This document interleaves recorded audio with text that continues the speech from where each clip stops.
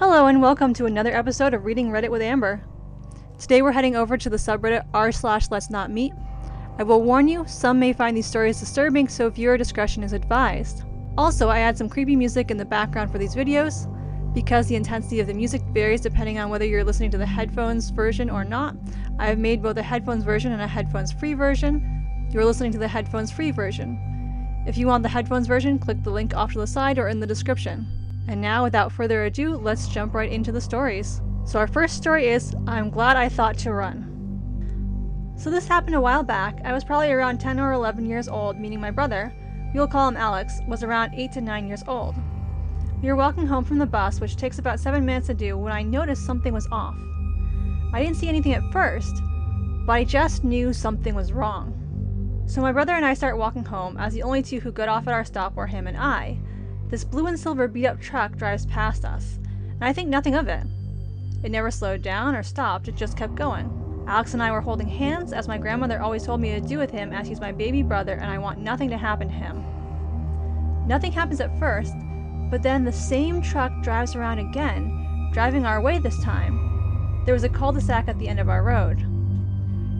It was driving slower this time and went up the road and turned out of sight. Now Alex and I were nearing the three-way intersection that connected the cul-de-sac road to the other side road, right off the main road the man just drove down. I happened to look down the street and see the truck driving, real slow, down the street towards us again. I knew we had to run. I knew there was no other option. I knew that if we didn't, my brother and I would not be safe. I don't know how I knew, but I did. As soon as we passed the house that blocked us from view, I turned to Alex and spoke to him exactly 4 words. No questions, just run. And we did. In our driveway, which is about 100 feet long by the way, there is a row of bushes and pine trees that divide our home from the next door neighbor. I dragged him in there and told him to be quiet and I'd explain later. I watched as the same truck drove down and around the cul-de-sac again before coming to a stop, right in front of our house.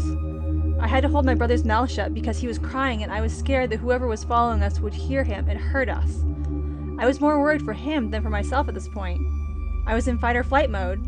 I was the big sister. I had to protect him.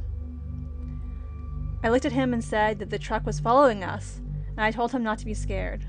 I said I wouldn't let anyone hurt him, and it seemed to calm him down a little. After what felt like hours but was probably only minutes, the door to the truck opened and out came a man. He was tall, skinny, and messy. Short hair covered by a torn baseball cap, ripped jeans and shorts, and a puke green tank top. He entered our yard and looked around a bit. Alex and I were still in the bushes and I was trying to find a way to get to our house safely without getting this dude's attention. The guy left after what felt like forever and entered his car. He started it and drove away slowly.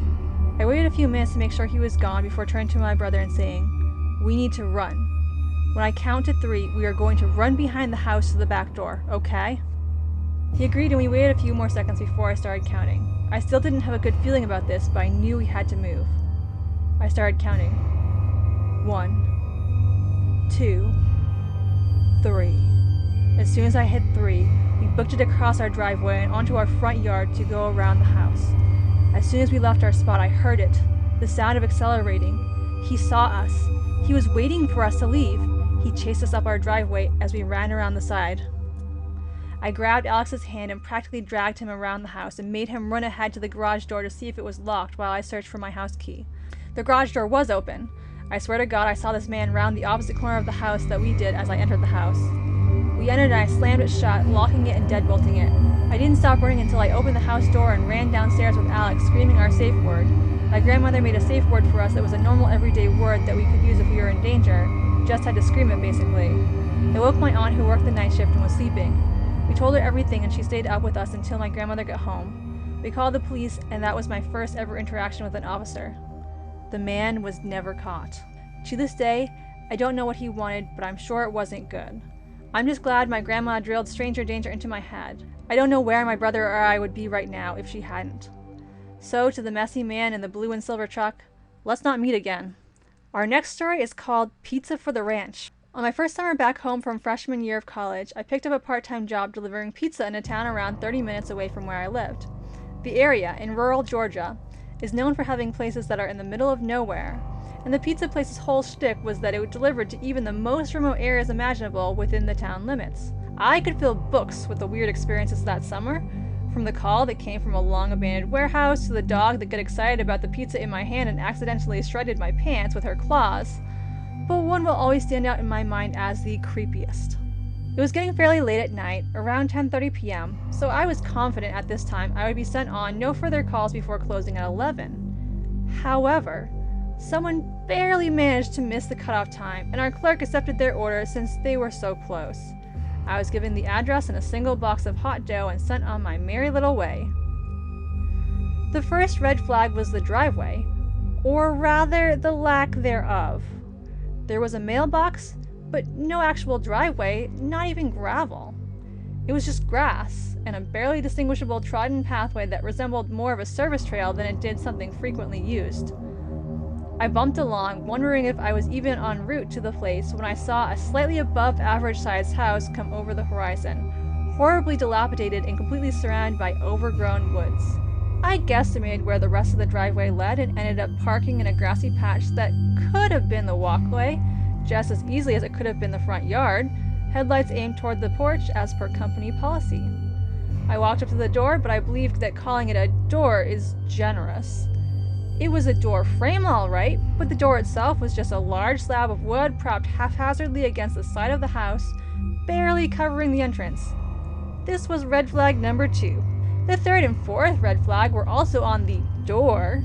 This included the A4 sheet of printer paper with the words "Around Back" scribbled in all caps, which was hanging just below the place where somebody had self-engraved the door with the title, "Manson Family Ranch." Typically, I would never go around the back of a house, especially a shady, unlit house, and especially at night. However, it was my last drop of the day, and I was ready to get it over with and be on my way home. Against my better judgment, I traipsed around to the back of the house. The door back here was an actual door, but it was covered in both cobwebs and fresh spider webs. Clearly, this was a door that had not been used in some time. I found the cleanest area available and knocked.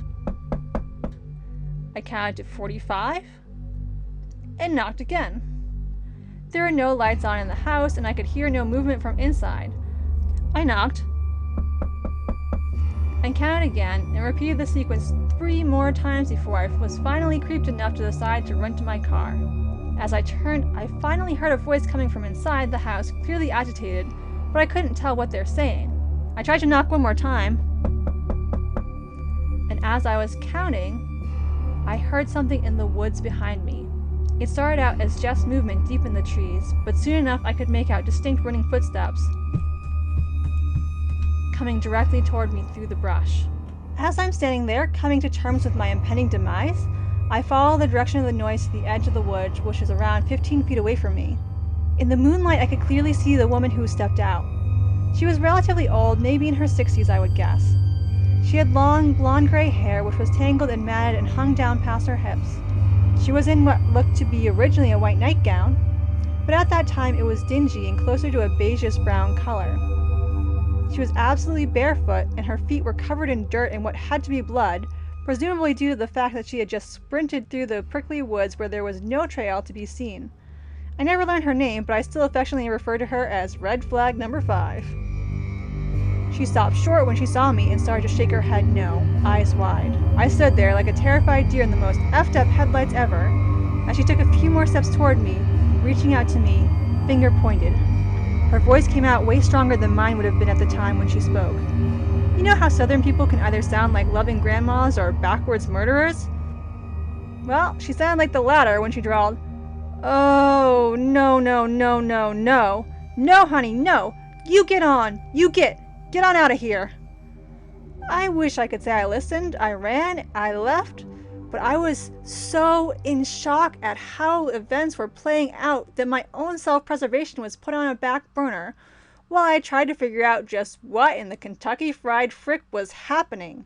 She seemed to realize that I was not moving, even if I could not make my mouth move to ask her what was happening, or even what to do with the stupid pizza in my hands.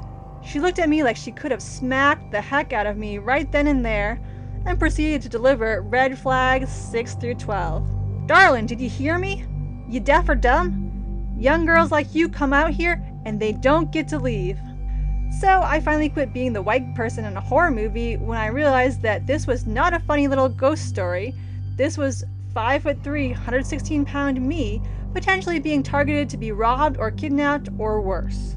So I dropped the dumb little pizza, which had serious serial killer toppings by the way, and started running back to my car, which I had stupidly left on and unlocked, as was usual for most of my deliveries.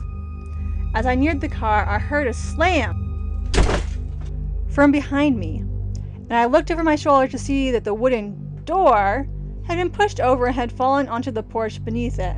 As I was closing the car door, an older man was limping down the front steps, waving his arms like an airplane runway attendant at me, calling me a little jerk, telling me to get out of the effing car now. At a loss for what to do, I called out something muttery and shaky along the lines of, "Pizza's out back." I floored my dad's lousy little 90s Lexus and somehow managed to avoid the trees on the odd trail back to the main road, which was still 12 miles and several turns from any road that actually had a name, let alone painted lines. I reported it to my manager, and he said he contacted the police, but nothing ever came of it that I'm aware of. Either way, that was my first, and hopefully last, personal encounter with the self-proclaimed Manson family wrench. Our last story is simply titled The Phone Call, the Light Bulb, and the Test Drive. 2.5 years ago, I was what you might call the right hand for my boss, who owned the motel that I worked for, technically as head housekeeper.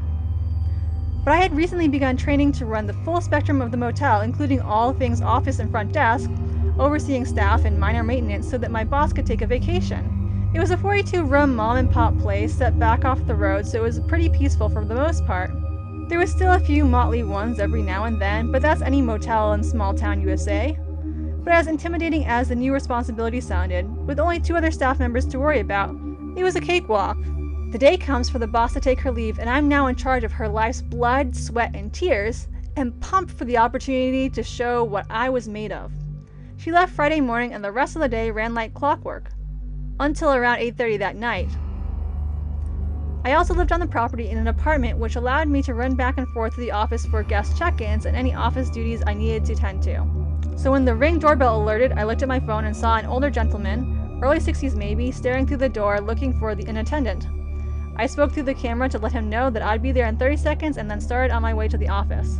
As I would with any guest while checking them in, I made small talk about his trip and gave the lowdown on where the good food in town was. I got him squared away on the computer and showed him how to get to his room. As he was getting his credit card situated in his back wallet, I thanked him for staying with us and called him Mr. Logan. He looked up at me and smiled and said I should call him Joe, and made his way out of the office. Less than 30 minutes had passed and I get a call from room 135, Joe's room. He proceeds to tell me that he would like to use the desk lamp, but there is no light bulb in it and could he please get one, which immediately threw up a red flag because I cleaned that room myself and I made it a habit to check every light bulb in the room and knew for a fact that the light bulb was there because I used the desk lamp as I was cleaning. I told him I would bring one down and he immediately said he would rather come to the office to get it. The office was attached to an apartment-type space that my boss lived in during the week, and it was very dark in the back and set up in a way that would have made it very difficult, if not impossible, to see through the door to the apartment. Considering I was the only employee on the property, having him come to my very secluded office in the dark wasn't going to happen. I felt more comfortable taking it to his room. This was an old drive-up style setup where I knew there were other guests around that area that were sitting outside and could help me if I needed it. So when he says he would rather come to the office, I told him I would have to bring it to him because my boss would kill me if I made a guest change a light bulb. He says he understands and I breathe a little easier. He's not going to get me cornered in my secluded office to do God knows what. I grab the light bulb and before I can get to the front door, I look and there he is looking through the glass on the door, staring me down in the most unsettling way. The hair on the back of my neck stood up and I physically started shaking. I opened the door and just said, "Let's get your lamp working," and started walking past him. He then said he thinks he forgot to sign his credit card receipt and can we go back to double check? I tell him I had already dropped the receipt but that I would check in the morning and get it from him if I needed it. That was total garbage. He made a big deal about finding his good pen to sign it with. We both knew he signed it. With that rejected idea, we continued to his room. As I walked in, I kicked the doorstop wedge I brought with me under the door so it couldn't close without assistance. And had he tried, I would have had time to call for help from the guys next door to him. I think he figured that out and moved away from the door. As I put the bulb in the lamp and turned to leave, I noticed the original light bulb halfway sticking out from under the couch pillow. I picked up my pace, chose to say nothing, and left. I made sure that he didn't see where I went because I sure didn't want him to know that I lived there or which apartment was mine. 30 minutes later and the phone rings again. Of course, it's Joe. This time he would like a little extra coffee for in the morning. I tell him that I'm unable to get into the housekeeping supply room because the housekeeper accidentally took it home. Total lie. But I wasn't going back over there. He had me legitimately scared. He called 2 more times that night, but I changed my voicemail to the motel's information and let him leave a message.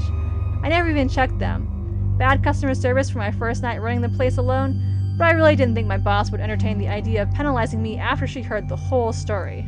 The next morning starts out quiet as usual. I was running audit when Joe shows up at the door.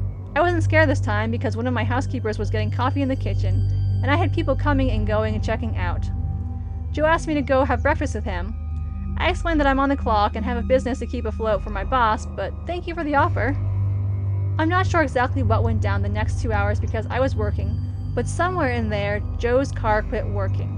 He was trying to go to the next town over, which is significantly bigger than my town, for one reason or another. Anyway, he starts getting unreasonably angry that his car won't start and saying things like, "How am I supposed to do this without a flipping car?" and whatnot. Then it dawns on him that there is a car dealership next door and he starts off in that direction. But before he gets too far away, he sees me coming out of a room and says, "You're gonna marry me, just wait and see. We're going to Vegas." All while smiling and chuckling. So I chuckled too because there's no way he is being serious. I hoped. I continued on with my day. About 5 hours pass and I get a phone call from the dealership asking if Mr. Logan had checked out. I said he was booked for one more night, and the man at the dealership proceeds to tell me that Joe took a car for a test drive and was supposed to return in 30 minutes, but hadn't returned and is not answering phone calls. They asked if I could check his room to see if his belongings were still there. I obliged. I opened his door after knocking with no response and found the room completely destroyed. Papers all over the place. Trash on the floor, pictures off the wall, the whole 9. But I wasn't sure if the papers were something he would come back for or if he bailed and just left that stuff behind. Aside from the papers, the only other personal belongings were a pair of swim trunks and a pair of socks. Again, was that worth coming back for? So I tell the dealership that I'm not 100% sure he's coming back, and they call the police. After another couple of hours, the police show up at the motel, Joe in tow. I had decided since he paid up until the next day, I would just leave his stuff in there in case he returned, which I honestly didn't think would happen. He goes in and starts taking his things out of the room. That's when the cop comes up to me, and being a small town, knows me and pulls me aside. He says, "OP, you need to thank God every night that you're still alive and well here." I said, "Okay, but what makes you say that?" He said, "That man had every intention of taking you with him tonight and going somewhere you'd never be looked for in. I don't know that he would have let you live. He's a sick man. We're taking him for a psych eval and then to the county if he's okay for the general population." He then says I should call my boss and let her know what was happening and maybe take my own vacation for a few days just in case they can't make the car theft thing stick, since the dealership no longer wanted to press charges given his psychological state, and that was technically the only law he broke. He also said they would patrol the motel every hour or so to check on me if he is released. I was completely taken aback by the whole ordeal, and to this day wonder how he planned on getting me out of there and what he was going to do if he did. He was released after 24 hours, but I never saw him again. And I'm okay with that. Someone in the comments asked OP how the police knew he was planning on abducting her, and she said, "He actually told the cops he was going to take me. In his state of mind, he thought he had a... He actually told the cop he was going to take me. In his state of mind, he thought he had that right, apparently." Well, those are quite the stories.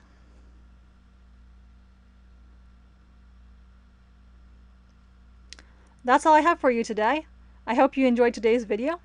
If you did, consider giving it a like or let me know in the comments. Thanks for watching and have a great day.